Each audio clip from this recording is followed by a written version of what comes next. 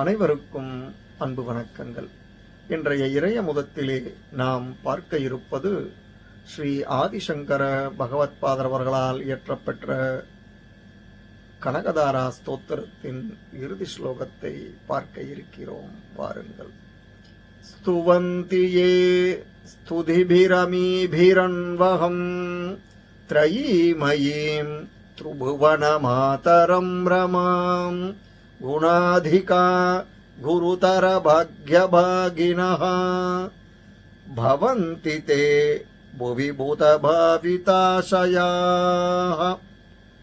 ஸ்துவந்தி யே ஸ்துதிபிஹி அமீபிரன்வகம் த்ரயீமயீம் த்ருபுவன மாதரம் ரமாம் குணாதிகா குருதர பாக்யபாகினः பவந்தி தே புவி பூத பாவிதாசயாः.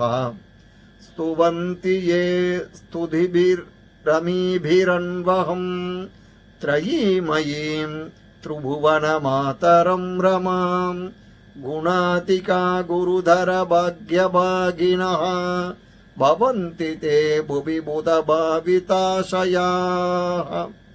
இதன் பொருள், 3 வேதங்களின் ஸ்வரூபிணியும் உலகத்திற்கும் அன்னையுமான மகாலட்சுமியை இந்த ஸ்தோத்திரங்களினால் தினமும் எவர் துதிக்கின்றாரோ அவர்கள் இவ்வுலகில் எல்லா குணங்களாலும் நிறைந்தவர்களாகவும் மிகுந்த பாக்கியசாலிகளாகவும் வித்வான்களால் கொண்டாடும் புத்தி சக்தி உள்ளவர்களாகவும் ஆகின்றனர் என்பதில் எந்தவித ஐயமும் இல்லை என கூறுகிறார் ஆதிசங்கர பகவத்பாதர்.